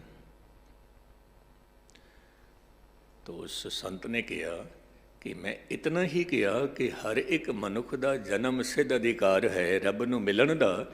ਮੈਂ ਇਹ ਨਹੀਂ ਕਿਹਾ ਕਿ ਹਰ ਇੱਕ ਮਨੁੱਖ ਦੇ ਕੋਲ ਰੱਬ ਦੀ ਪਿਆਸ ਵੀ ਹੋਵੇ। ਨਹੀਂ, ਪਿਆਸ ਹੋਣੀ ਲਾਜ਼ਮੀ ਹੈ। ਪਿਆਸ ਲੱਗ ਜਾਵੇ ਮਿਲਣ ਜ਼ਰੂਰ ਹੁੰਦਾ ਹੈ। ਫਿਰ ਪਿਆਸ ਦੇ ਨਾਲ ਨਾਲ ਆਸ ਵੀ ਰੱਖਣੀ ਹੈ। ਨਹੀਂ ਤਾਂ ਕਈ ਵਾਰ ਮਨੁੱਖ ਉਹਨਾਂ ਨੂੰ ਦੇਖਦਾ ਹੈ ਕਿ ਜੋ ਇਸ ਦੁਨੀਆ ਵਿੱਚ, ਧਾਰਮਿਕ ਦੁਨੀਆ ਵਿੱਚ ਸਫਲ ਨਹੀਂ ਹੋਏ, ਤੇ ਮਨੁੱਖ ਕਹਿ ਬੈਠਦਾ ਹੈ ਉਹਨੂੰ ਕੀ ਮਿਲਿਆ ਜੋ ਮੈਨੂੰ ਮਿਲੇਗਾ। ਨਹੀਂ, ਆਸ ਵੀ ਚਾਹੀਦੀ ਹੈ। ਕਬੀਰ ਨੂੰ ਮਿਲਿਆ ਮੈਨੂੰ ਵੀ ਮਿਲੇਗਾ, ਫਰੀਦ ਨੂੰ ਮਿਲਿਆ ਮੈਨੂੰ ਵੀ ਮਿਲੇਗਾ, ਮੀਰਾ ਬਾਈ ਨੂੰ ਮਿਲਿਆ ਮੈਨੂੰ ਵੀ ਮਿਲੇਗਾ, ਮੈਨੂੰ ਵੀ ਮਿਲੇਗਾ। ਇਹ ਉਹਦਾ ਬਿਰਦ ਹੈ ਬਹੁਤ ਵੱਡਾ, ਬਹੁਤ ਵੱਡਾ। ਇੱਕ ਛੋਟਾ ਜਿਹਾ ਉਦਾਹਰਨ, ਗੁਰੂ ਨਾਨਕ ਸਾਹਿਬ ਮਹਾਰਾਜ ਭਾਈ ਲਾਲੋ ਦੇ ਘਰ ਦਾ ਬੂਹਾ ਖੜਕਾਉਂਦੇ ਪਏ ਨੇ, ਤੇ ਤਸਵੀਰ ਨੂੰ ਧਿਆਨ ਦੇ ਨਾਲ ਸੁਣਨਾ। ਭਾਈ ਲਾਲੋ ਦੇ ਘਰ ਦਾ ਬੂਹਾ ਖੜਕਾਉਣ ਵਾਲਾ ਕੌਣ ਹੈ? ਗੁਰੂ ਨਾਨਕ। ਜਿਸ ਗੁਰੂ ਨਾਨਕ ਸਾਹਿਬ ਦੇ ਬੂਹੇ ਨੂੰ, ਘਰ ਦੇ ਬੂਹੇ ਨੂੰ ਖੜਕਾਉਣ ਵਾਲੇ ਦੇਵੀ ਦੇਵਤੇ ਖੜੇ ਹੋਏ ਨੇ। ਦੇਵੀ ਦੇਵਤੇ ਗੁਰੂ ਨਾਨਕ ਦੇ ਘਰ ਦਾ ਬੂਹਾ ਖੜਕਾਉਂਦੇ ਨੇ। ਉਹ ਗੁਰੂ ਨਾਨਕ ਪਾਤਸ਼ਾਹ ਭਾਈ ਲਾਲੋ ਦੇ ਘਰ ਦਾ ਬੂਹਾ ਖੜਕਾਉਂਦੇ ਪਏ ਨੇ। ਕਿਤਨੀ ਵੱਡੀ ਗੱਲ ਹੈ। ਭਾਈ ਲਾਲੋ ਬੂਹਾ ਖੋਲ, ਬੂਹਾ ਖੋਲ। ਤੋ ਜਦੋਂ ਇਤਨੀ ਤੜਫਨ ਹੋਵੇ, ਗੁਰੂ ਨਾਨਕ ਸਾਹਿਬ ਮਹਾਰਾਜ ਚੱਲ ਕੇ ਆਉਂਦੇ ਨੇ ਆਪਣੇ ਸਿੱਖ ਦੇ ਕੋਲ, ਆਪਣੇ ਸਿੱਖ ਕੋਲ। ਦੀਨ ਦਇਆਲ ਕਿਰਪਾਲ ਪ੍ਰਭ ਨਾਨਕ ਹੈ ਮੇਰੇ ਮਾਲਕ। ਦੀਨਾਂ ਦੇ ਉੱਤੇ ਰਹਿਮਤ ਕਰਨ ਵਾਲੇ, ਦਇਆ ਕਰਨ ਵਾਲੇ। ਇਹ ਜੋ ਦੀਨ ਸ਼ਬਦ ਹੈ ਇਹ ਕੀ ਹੈ?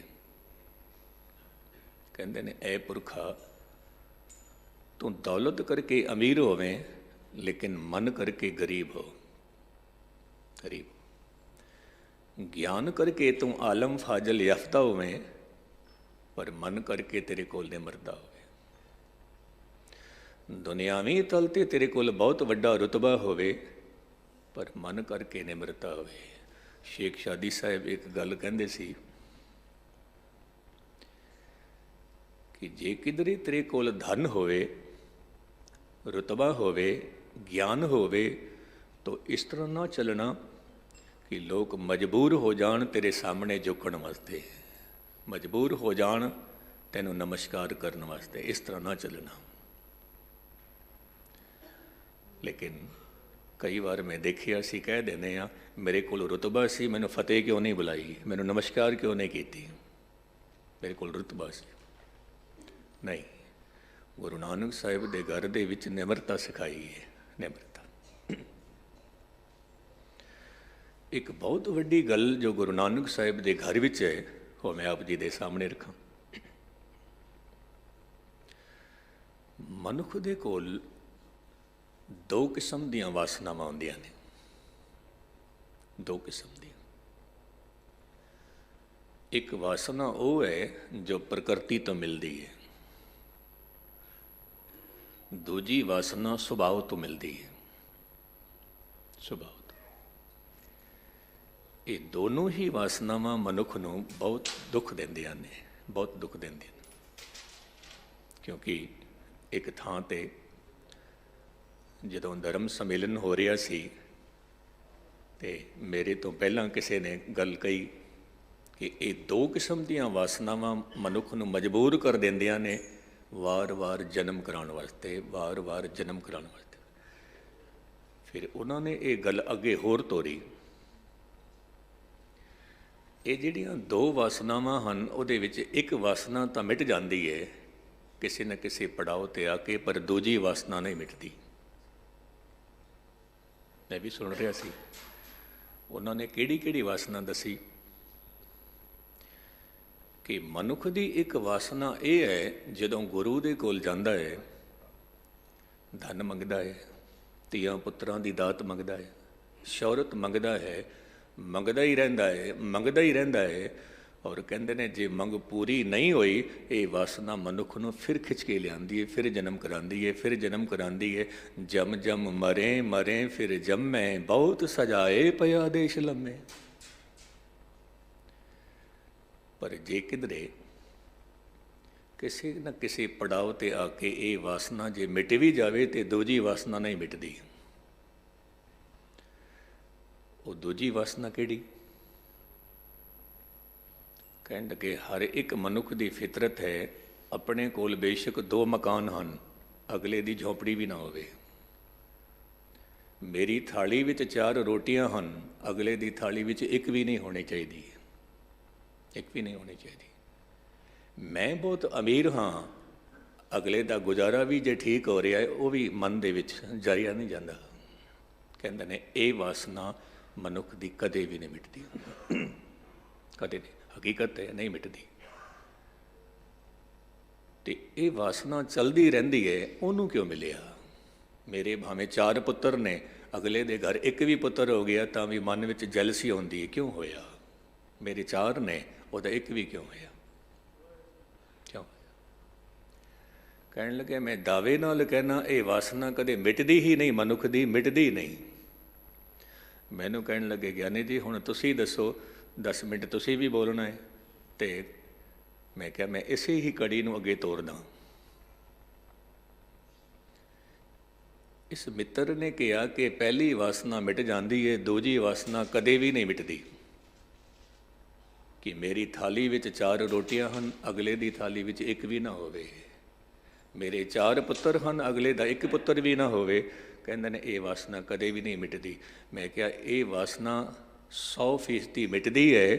ਔਰ ਗੁਰੂ ਨਾਨਕ ਸਾਹਿਬ ਦੇ ਘਰ ਵਿੱਚ ਤਾਂ ਰੋਜ਼ ਅਰਦਾਸ ਕੀਤੀ ਜਾਂਦੀ ਹੈ, ਨਾਨਕ ਨਾਮ ਚੜ੍ਹਦੀ ਕਲਾ ਤੇਰੇ ਬਾਣੇ ਸਰਬਤ ਦਾ ਭਲਾ। ਮੈਂ ਕਿਹਾ ਫਿਰ ਕਿਉਂ ਨਹੀਂ ਮਿਟਦੀ? ਮਿਟਦੀ ਹੈ। ਗੁਰੂ ਨਾਨਕ ਸਾਹਿਬ ਦੇ ਘਰ ਦੀ ਫਿਲਾਸਫੀ ਇੱਥੋਂ ਸ਼ੁਰੂ ਹੁੰਦੀ ਹੈ, ਸਾਰਿਆਂ ਦਾ ਭਲਾ ਹੋਵੇ, ਸਾਰਿਆਂ ਦਾ ਭਲਾ ਹੋਵੇ। ਮੁਕਤਸਰ ਮੈਂ ਅਰਜ਼ ਕਰਾਂ, ਜਦੋਂ ਮਨੁੱਖ ਮਨ ਕਰਕੇ ਦੀਨ ਹੋ ਜਾਵੇ, ਮਨ ਕਰਕੇ ਗਰੀਬ ਹੋ ਜਾਵੇ, ਜੋ ਆਪ ਜੀ ਅਰਦਾਸ ਕਰਦੇ ਹੋ, ਸਿੱਖਾਂ ਦਾ ਮਨ ਨੀਵਾਂ ਮਤ ਉੱਚੀ, ਲੇਕਿਨ ਗੁਸਤਾਖੀ ਮਾਫ ਹੋ ਕੀ ਰਿਹਾ ਹੈ? ਮਨ ਨੀਵਾਂ ਹੋਣਾ ਚਾਹੀਦਾ ਸੀ, ਮਤ ਉੱਚੀ ਹੋਣੀ ਚਾਹੀਦੀ ਸੀ, ਲੇਕਿਨ ਮਤ ਨੀਵੀਂ ਹੁੰਦੀ ਜਾ ਰਹੀ ਹੈ, ਮਨ ਉੱਚਾ ਹੁੰਦਾ ਜਾ ਰਿਹਾ ਹੈ। ਮੈਂ ਫਿਰ ਗੱਲ ਦੁਹਰਾ ਦੇਵਾਂ, ਸਾਡੀ ਮਤ ਨੀਵੀਂ ਹੁੰਦੀ ਜਾ ਰਹੀ ਹੈ, ਮਨ ਹੰਕਾਰੀ ਹੁੰਦਾ ਜਾ ਰਿਹਾ ਹੈ, ਹੰਕਾਰੀ ਹੁੰਦਾ ਜਾ ਰਿਹਾ। ਤਾਂ ਮੈਂ ਕਈ ਵਾਰ ਅਰਜ਼ ਕਰਨਾ ਹਾਂ, ਮਨੁੱਖ ਹਰ ਇੱਕ ਪੰਕਤੀ ਦੇ ਨਾਲ ਮੈਂ ਦੀ ਬੋਲੀ ਬੋਲਦਾ ਹੈ, ਮੈਂ ਦੀ ਬੋਲੀ। ਫਿਰ ਰੱਬ ਵੀ ਕੀ ਕਹਿੰਦਾ ਹੈ? ਚੰਗਾ, ਜੇ ਤੂੰ ਮੈਂ ਦੀ ਬੋਲੀ ਬੋਲਦਾ ਪਿਆ ਚੰਗਾ, ਫਿਰ ਮੈਂ ਤੇਰੀ ਮੈਂ ਵੀ ਬਰਕਰਾਰ ਰੱਖਾਂਗਾ, ਵਾਰ-ਵਾਰ ਫਿਰ ਤੇਰਾ ਜਨਮ ਹੁੰਦਾ ਰਹੇਗਾ। ਮੈਂ ਦੀ ਬੋਲੀ ਕਰਦਾ ਜਾ। ਜੇਕਰ ਤੂੰ ਦੀ ਬੋਲੀ ਬੋਲਦਾ ਹੈ ਤਾਂ ਫਿਰ ਆ ਮੇਰੇ ਕੋਲ, ਧੰਨ ਗੁਰੂ ਗ੍ਰੰਥ ਸਾਹਿਬ ਦੇ ਬੋਲ ਹਨ, ਤੂੰ ਤੂੰ ਕਰਤਾ ਤੂੰ ਹੁਆ, ਮੁਝ ਮੈਂ ਰਹਾ ਨ ਹੂੰ, ਜਬ ਆਪਾ ਪਰ ਕਾ ਮਿਟ ਗਿਆ, ਜਿਤ ਦੇਖੂੰ ਤਿਤ ਤੂੰ। ਇਹ ਦੋ ਮਾਰਗ ਨੇ। ਇੱਕ ਮਾਰਗ ਮੈਂ ਤੋਂ ਸ਼ੁਰੂ ਹੁੰਦਾ ਹੈ, ਜੋ ਸੰਸਾਰ ਵਿੱਚ ਹੀ ਘੁੰਮਦਾ ਰਹਿੰਦਾ ਹੈ ਮਨੁੱਖ ਨੂੰ।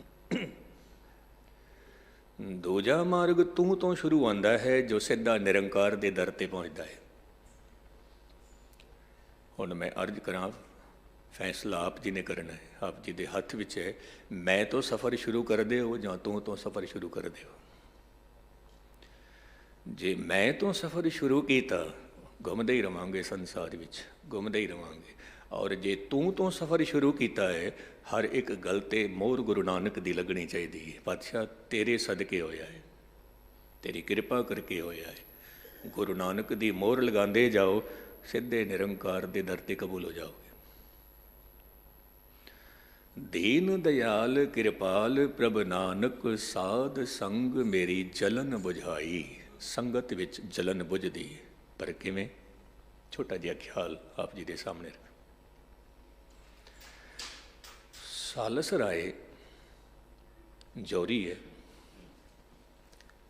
ਆਪਣੇ ਨੌਕਰ ਨੂੰ ਲੈ ਕੇ ਗੁਰੂ ਨਾਨਕ ਸਾਹਿਬ ਦੇ ਕੋਲ ਆਏ ਨੇ। ਸਾਲਸ ਰਾਏ ਕਹਿੰਦਾ ਹੈ ਗੁਰੂ ਨਾਨਕ ਨੂੰ, ਮਹਾਰਾਜ ਕੋਈ ਰੱਬ ਦੀ ਗੱਲ ਸੁਣਾਓ, ਰੱਬ ਦੀ ਗੱਲ। ਧੰਨ ਗੁਰੂ ਨਾਨਕ ਸਾਹਿਬ ਮਹਾਰਾਜ ਕਹਿਣ ਲੱਗੇ, ਸਾਲਸ ਰਾਏ ਰੱਬ ਦੀ ਗੱਲ ਸੁਣਨਾ ਚਾਹੁੰਦਾ ਹੈ? ਹਾਂ ਮਹਾਰਾਜ। ਚੰਗਾ, ਫਿਰ ਸੁਣ ਲਿਆ। ਸਰੋਵਰ ਦੇ ਵਿੱਚ ਕਮਲ ਦਾ ਫੁੱਲ ਖਿੜਿਆ ਹੋਇਆ ਹੈ। ਧਿਆਨ ਦੇ ਨਾਲ ਸੁਣਨਾ, ਫਿਰ ਮੈਂ ਸਮਾਪਤੀ ਵੱਲ ਆ ਰਿਹਾ। ਸਰੋਵਰ ਦੇ ਵਿੱਚ ਕਮਲ ਦਾ ਫੁੱਲ ਖਿੜਦਾ ਹੈ, ਤੇ ਉਸ ਫੁੱਲ ਦੀ ਖੁਸ਼ਬੂ ਲੈਣ ਵਾਸਤੇ ਭੌਰੇ ਬਾਹਰੋਂ ਆਉਂਦੇ ਨੇ, ਖੁਸ਼ਬੂ ਲੈ ਕੇ ਚਲੇ ਜਾਂਦੇ ਨੇ। ਸਰੋਵਰ ਦੇ ਵਿੱਚ ਹੀ ਮੈਂਡਕ ਵਸਦੇ ਨੇ, ਡੱਡੂ ਵਸਦੇ ਨੇ, ਉਹ ਕੀਚੜ ਖਾ ਕੇ ਗੁਜ਼ਾਰਾ ਕਰਦੇ ਨੇ। ਉਹਨਾਂ ਨੂੰ ਫੁੱਲ ਦੀ ਸਮਝ ਨਹੀਂ ਆਉਂਦੀ, ਫੁੱਲ ਦੀ ਸਮਝ ਨਹੀਂ। ਰਹਿੰਦੇ ਉੱਥੇ ਹੀ ਨੇ ਜਿੱਥੇ ਫੁੱਲ ਖਿੜਿਆ ਹੋਇਆ ਹੈ, ਪਰ ਕੀਚੜ ਖਾ ਕੇ ਗੁਜ਼ਾਰਾ ਕਰਦੇ ਨੇ। ਔਰ ਜਿਹੜੇ ਭੌਰੇ ਨੇ ਬਾਹਰੋਂ ਆਉਂਦੇ ਨੇ, ਖੁਸ਼ਬੂ ਲੈ ਕੇ ਚਲੇ ਜਾਂਦੇ ਨੇ। ਹਾਂ ਮਹਾਰਾਜ, ਬਿਲਕੁਲ ਠੀਕ ਹੈ। ਧੰਨ ਗੁਰੂ ਨਾਨਕ ਸਾਹਿਬ ਮਹਾਰਾਜ ਕਹਿਣ ਲੱਗੇ, ਫਿਰ ਗਊਆਂ ਤੇ ਮੱਝਾਂ ਵੱਖ-ਵੱਖ ਜੜੀਆਂ ਬੂਟੀਆਂ ਖਾ ਕੇ ਆਪਣੇ ਸਰੀਰ ਦੇ ਵਿੱਚ ਦੁੱਧ ਪੈਦਾ ਕਰਦੀਆਂ ਨੇ, ਪਰ ਉਹਨਾਂ ਪਸ਼ੂਆਂ ਦੇ ਥਣਾਂ ਨੂੰ ਚਿੱਚੜ ਲੱਗੇ ਹੁੰਦੇ ਨੇ, ਪਿੱਸੂ ਲੱਗੇ ਹੁੰਦੇ ਨੇ, ਲਹੂ ਪੀ ਕੇ ਗੁਜ਼ਾਰਾ ਕਰਦੇ ਨੇ। ਉਹਨਾਂ ਨੂੰ ਦੁੱਧ ਦੀ ਸਮਝ ਨਹੀਂ ਹੁੰਦੀ ਕਿ ਇੱਥੇ ਅੰਮ੍ਰਿਤ ਵੀ ਹੈ, ਸਮਝ ਨਹੀਂ ਉਹਨਾਂ ਨੂੰ। ਮਹਾਰਾਜ ਇਹ ਵੀ ਗੱਲ ਠੀਕ ਹੈ। ਅਗਲੀ ਗੱਲ ਗੁਰੂ ਨਾਨਕ ਸਾਹਿਬ ਮਹਾਰਾਜ ਕੀ ਕਹਿੰਦੇ ਨੇ, ਧਿਆਨ ਦੇ ਨਾਲ ਸੁਣਨਾ। ਸਤ ਸੰਗਤ ਦੇ ਵਿੱਚ ਨਿਰੰਕਾਰ ਦੀ ਗੱਲ ਹੁੰਦੀ ਹੈ, ਅੰਮ੍ਰਿਤ ਦੀ ਬਰਸਾਤ ਹੁੰਦੀ ਹੈ। ਜਿਵੇਂ ਆਪ ਜੀ ਬੈਠੇ ਹੋ, ਸਤ ਸੰਗਤ ਦੇ ਵਿੱਚ ਨਿਰੰਕਾਰ ਦੀ ਗੱਲ ਹੁੰਦੀ ਹੈ, ਅੰਮ੍ਰਿਤ ਦੀ ਬਰਸਾਤ ਹੁੰਦੀ ਹੈ। ਪਰ ਜਿਨ੍ਹਾਂ ਦੇ ਕੋਲ ਨਿਮਰਤਾ ਹੁੰਦੀ ਹੈ, ਉਹ ਅੰਮ੍ਰਿਤ ਨੂੰ ਲੈ ਕੇ ਜਾਂਦੇ ਨੇ। ਜਿਨ੍ਹਾਂ ਕੋਲ ਹੰਕਾਰ ਹੁੰਦਾ ਹੈ, ਉਹ ਖਾਲੀ ਦੇ ਖਾਲੀ ਚਲੇ ਜਾਂਦੇ ਨੇ, ਖਾਲੀ ਦੇ ਖਾਲੀ। ਇਤਨੀ ਗੱਲ ਕਹਿਣ ਦੀ ਦੇਰੀ ਸੀ, ਸਾਲਸ ਰਾਏ ਦਾ ਨੌਕਰ ਗੁਰੂ ਨਾਨਕ ਸਾਹਿਬ ਦੇ ਚਰਨਾਂ ਤੇ ਡਿੱਗ ਪਿਆ। ਕਹਿਣ ਲੱਗੇ, ਮਹਾਰਾਜ ਬਖਸ਼ ਲਓ, ਬਖਸ਼ ਲਓ। ਗੁਰੂ ਨਾਨਕ ਸਾਹਿਬ ਕਹਿਣ ਲੱਗੇ, ਪੁਰਖਾ ਨਿਹਾਲ ਨਿਹਾਲ ਨਿਹਾਲ। ਸਾਲਸ ਰਾਏ ਦੇਖ ਰਿਹਾ ਹੈ ਕਿ ਮੇਰਾ ਨੌਕਰ ਗੁਰੂ ਨਾਨਕ ਸਾਹਿਬ ਤੋਂ ਖੁਸ਼ੀਆਂ ਲੈ ਗਿਆ, ਮੈਂ ਬੈਠਾ ਹੋਇਆ। ਤਾਂ ਸਾਲਸ ਰਾਏ ਕਹਿੰਦਾ ਹੈ, ਮਹਾਰਾਜ ਮੇਰੇ ਤੇ ਵੀ ਕਿਰਪਾ ਕਰ ਦਿਓ, ਜਿਵੇਂ ਮੇਰੇ ਨੌਕਰ ਤੇ ਕਿਰਪਾ ਕੀਤੀ। ਗੁਰੂ ਨਾਨਕ ਸਾਹਿਬ ਕਹਿਣ ਲੱਗੇ, ਸਾਲਸ ਰਾਏ ਜੀ, ਅੱਜ ਤਾਂ ਨਿਰੰਕਾਰ ਦੀ ਰਹਿਮਤ ਤੇਰਾ ਨੌਕਰ ਲੈ ਗਿਆ ਹੈ ਪਹਿਲਾਂ। ਹੁਣ ਜੇਕਰ ਤੈਨੂੰ ਵੀ ਦਾਤ ਚਾਹੀਦੀ ਹੈ ਤਾਂ ਤੂੰ ਨੌਕਰ ਨੂੰ ਮੱਥਾ ਟੇਕ ਤੇ ਨੌਕਰ ਤੋਂ ਦਾਤ ਲੈ ਲੈ। ਧਿਆਨ ਦੇਣਾ, ਕਿਤਨੀ ਵੱਡੀ ਗੱਲ ਹੈ। ਹੁਣ ਇੱਕ ਮਾਲਿਕ ਨੌਕਰ ਨੂੰ ਕਿਵੇਂ ਮੱਥਾ ਟੇਕੇਗਾ? ਮੈਂ ਕਈ ਵਾਰ ਅਰਜ਼ ਕਰਨਾ ਹਾਂ, ਆਪ ਜੀ ਦੇ ਕੋਲ ਧਨ ਬਹੁਤਾ ਹੋ ਸਕਦਾ ਹੈ, ਪਰ ਆਪ ਜੀ ਦੇ ਘਰ ਦਾ ਨੌਕਰ ਹੋ ਸਕਦਾ ਹੈ ਬੰਦਗੀ ਵਿੱਚ ਆਪ ਜੀ ਤੋਂ ਅੱਗੇ ਹੋਵੇ, ਅੱਗੇ ਹੋਵੇ। ਆਪ ਜੀ ਦੀ ਰਸੋਈ ਬਹੁਤ ਸੁੰਦਰ ਹੋ ਸਕਦੀ ਹੈ, ਪਰ ਆਪ ਜੀ ਦੇ ਘਰ ਕੰਮ ਕਰਨ ਵਾਲੀ ਮਾਈ, ਉਹਦੇ ਕੋਲ ਭਗਤੀ ਆਪ ਜੀ ਤੋਂ ਜ਼ਿਆਦਾ ਹੋ ਸਕਦੀ ਹੈ। ਉਹਦਾ ਵੀ ਸਤਿਕਾਰ ਕਰਿਆ ਕਰੋ। ਇਹ ਹਕੀਕਤ ਹੈ। ਅੱਜ ਨੌਕਰ ਲੈ ਗਿਆ। ਗੁਰੂ ਨਾਨਕ ਸਾਹਿਬ ਮਹਾਰਾਜ ਕਹਿਣ ਲੱਗੇ, ਸਾਲਸ ਰਾਏ, ਜੇ ਤੈਨੂੰ ਦਾਤ ਚਾਹੀਦੀ ਹੈ ਨੌਕਰ ਨੂੰ ਮੱਥਾ ਟੇਕ ਦੇ।